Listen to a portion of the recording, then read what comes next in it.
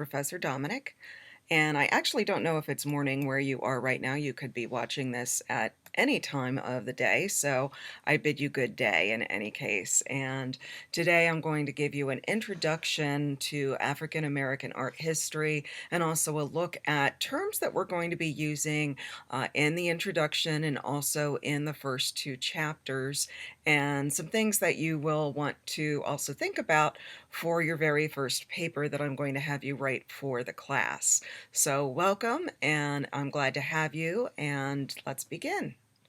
All right, so a couple of terms that we're going to be using, some of them we will see throughout the course, some of them we will see also just in, as I said, the first couple of chapters. And another thing to keep in mind is that this PowerPoint presentation, you've got it with me speaking over it, and I will also upload just the regular PowerPoint presentation so that you can easily access all of the vocabulary terms as well, and print them out or whatever you want for your own.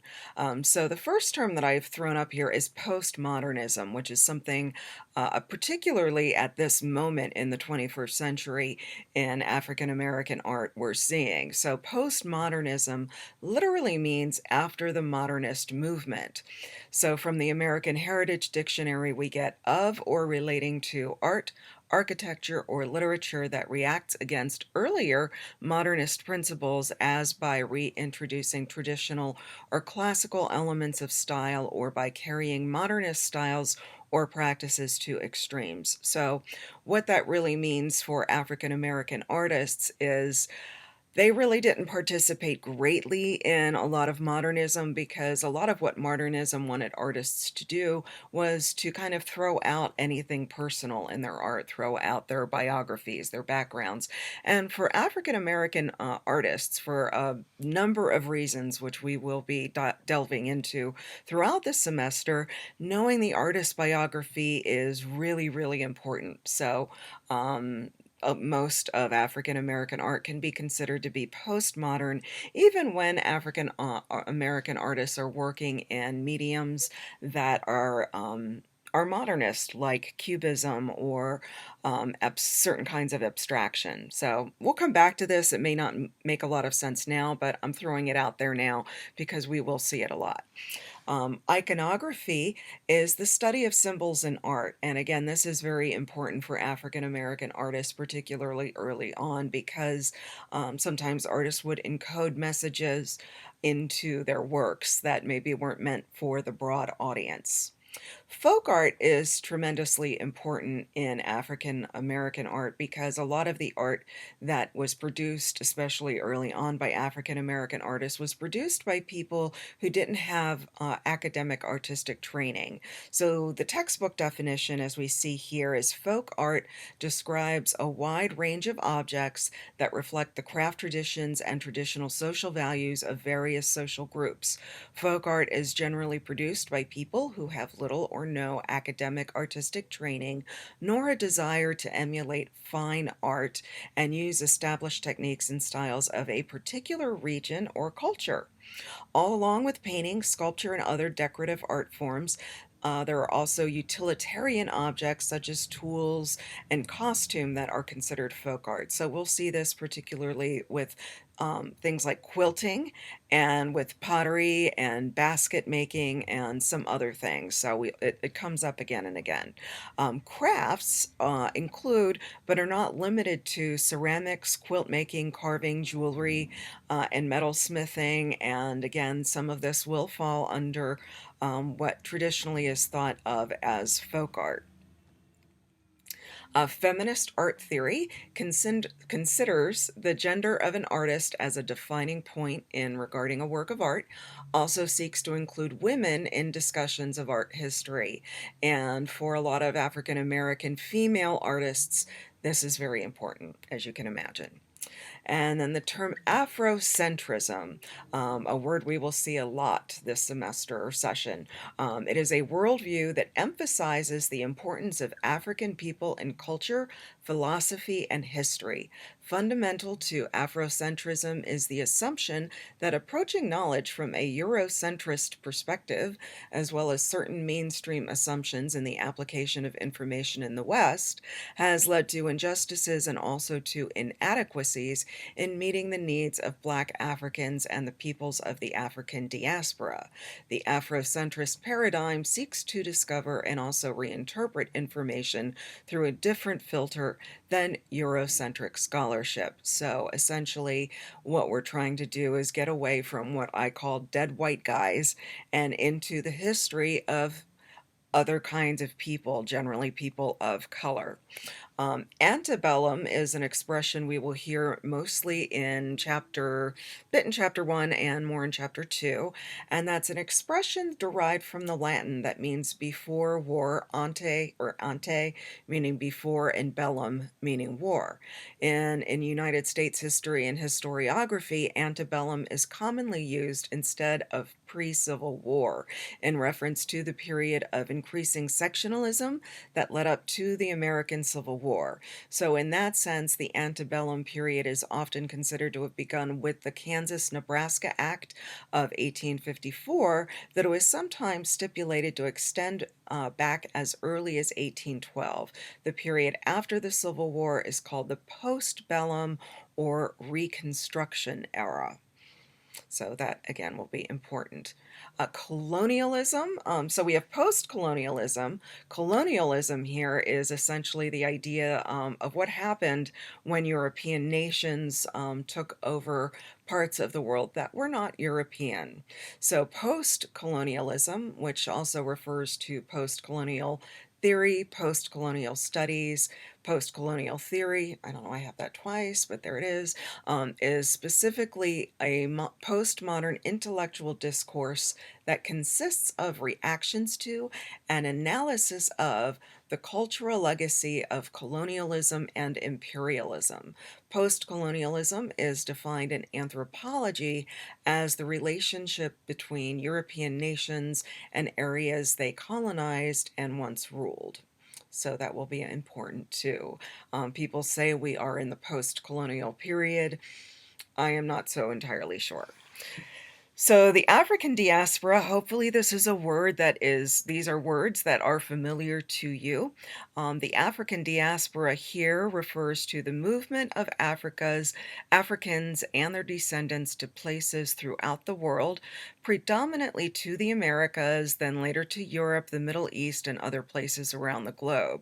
Much of the African diaspora is descended from people who were enslaved and shipped to the Americas during the Atlantic slave trade, with the largest population today living in Brazil, and people of sub-Saharan descent number over 900 million, representing about 14% of the world's population. And then aesthetics, which we can't have art history without aesthetics, because aesthetics is the study of how humans perceive beauty and also how we experience beauty and ugliness and things that, experiences that just kind of knock our socks off. So we'll be looking at all of these things. So some things to think about when we are looking at African American art as we go through time. A question that's going to come up over and over again is it important for African Americans or Black people to have galleries and museums that are specifically for them and apart from what we might think of as mainstream art historical institutions like museums and galleries? And what do we really mean by the word Black? What do we mean by Black art? And is it possible to trace thematic and formal continuities? Of course, the vast body of works produced by African Americans living in the United States. So what do we mean by that? That's a lot of big words right there.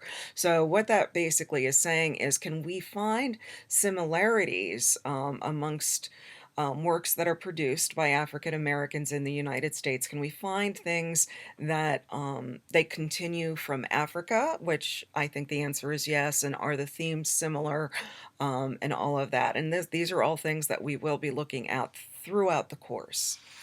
And we have a quote from art historian Greg Tate. He says, Black visual culture suffers less from a lack of developed artists than a need for popular criticism, academically supported scholarship, and more adventurous collecting and exhibiting. So, what does he mean by that? What do you think he means by that? And I want you to think about that for a moment. Suffers less from a lack of developed artists than a need for popular criticism, academically supported scholarship, and more adventurous collecting and exhibiting. And I know what that means to me, but what does it mean to you? And because of that, do you think it's important for African American artists to maintain separate categories in museums and galleries? So that'll be something that you're going to be looking at in your very first paper that you write for this class. So a couple other things to consider. So I talked in a previous slide about what aesthetics are. And so a lot of times in art history, you will have people referring to, oh, there's an Asian aesthetic. Oh, there's a Black aesthetic. Well, what do those things mean and where do those things come from? So Stuart Hall, another art historian, refers to a Black aesthetic, and a lot of people have disputed whether that exists, but I do believe that it does. And it's a characteristic of Black diasporal cultures. A Black aesthetic is the name for a collection of philosophical theories about the arts of the African diaspora. So it's an aesthetic that is grounded in the idea of the new. It's post-emancipation and post-colonial Black identity, which from the Jazz Age Harlem and Montparnasse to the sound system societies of West Kingston, Jamaica, South London, South Los Angeles, it thrives in Black communities where artistic creativity and performance are the basic cultural currencies. So again, another thing to think about, what is Black? What is the Black aesthetic? We'll be thinking about that constantly. And I included this Erykah Badu album cover because I think that she is kind of looking at that aesthetic and she looks at it in her music. And so there's a lot of really exciting musicians right now who are working with African American artists and kind of expressing all of these things. And again, we're going to see this as we go through the session. So another thing that has been coined is a term, Blackstream Renaissance.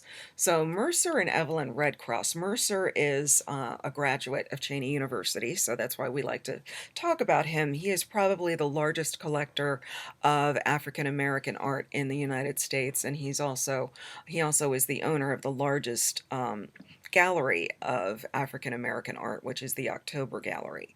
So the term Blackstream was actually used by Black artists originally in the 1900s. They were denied admission to the art mainstream, so they created their own, the Blackstream. And the term Blackstream Renaissance was coined by Mercer and Evelyn Redcross to identify the awareness of, a belief in, and commitment to African American art. And a quote from them is, "We identify this growth period as being marked by a collective community conscientiousness that recognizes the creative, cultural, and financial viability of African American visual expression." And so what we will see is artists thriving really depends on artists having support from people that are not artists who are going to buy the work. So we'll be talking a lot about art collectors and art critics and people that run galleries and so forth, and how that has evolved through say the past 250 years in the United States. And here we have just another quote, again from Mercer, that there's an interplay between artists, community members, and available resources that creates a fabric-like cohesion characterized by artists willing to create, a community that can inspire its artists, a community that accepts its own cultural creations as having value, and sufficient community resources to sustain the exchange of value. So that's kind of what I just said in the same slide, last slide, but a little bit more elegantly. And again, from Benny Andrews, who we will see some of his work in the coming session, he says that it's not enough just for us to talk about philosophies and needs of Black artists. What is really important is for people to buy the artworks. And again, this slideshow is going to be up in just slideshow form, so I will let you read this on your own with that, because I don't want to run out my voice or, be just this talking head on the screen to you guys. So again, talking more about how there are artists, galleries, and museums, and people in the art business realizing that there's a need of proper education, and in that way, proper education about artists, about art, to focus marketing, and a love of African American culture. African Americans can shift their habits and their finances to spend a lot of money on art every year. So that's part of what gives it value. So the Black Stream welcomes mainstream art and the mainstream art community, but it doesn't have to rely on it. And that is an important difference, or has been. Although I think that African American artists are beginning to achieve a lot more recognition, but it's taken a bit more time. And then David C. Driscoll, he is an African American art historian. That's a picture of him right there. And he says the boom in Black art has come about not in the market of galleries of the auctions at Sotheby's and Christie's, but from ordinary Black people. And what he means by that, Sotheby's and Christie's are the traditional means that wealthy people go through to buy art. They are auction houses, and basically Black people don't go through those channels generally. They go through their communities, and that is how African art has often come to, or African American art has come to be sold and seen and be recognized. So here I have, I hope that you will click on this link, because here is Spike Lee, who is talking about, this is a little dated, it's from 2016, but this was the year in which there was a lack of diversity in nominations of people in color for Best Actor and Best Actress. And so people like Spike Lee decided to protest that lack of diversity by not attending. So, when you finish watching this, go back in and click on the Spike Lee interview and just watch that and kind of absorb that. And then when you're done with that, again, this is a little bit dated, but this is Stacey Dash, who has a completely different viewpoint, and you may completely disagree with her, you may agree with her. Sometimes I think she's being purposefully provocative, but these are two viewpoints to think about. So, questions for today that are going to feed into the first paper that you write is, why is it that up until recently there has been very little written about African American artists? Number one. Do you think it's necessary for African American artists to have museums and galleries apart from the mainstream art world? What is the value of African American art to you? And if African American artists have been able to continue to make and sell art outside the mainstream, is it important for them to still get into mainstream galleries and museums? And then another question that will be in your paper is to identify and talk about an African American artist whose work appeals to you. So if you are not familiar with African American artists, this is a chance for you to, start doing some research on the internet and look some people up and write about them. And if you do know, I'm delighted to hear who are your favorites and what interests you about them. So I'm going to close this down for now. This is relatively brief, believe it or not. Usually I yak on quite a bit more, but I'm going to stop here and get to work on the other materials for this course. So I will talk to you all very soon.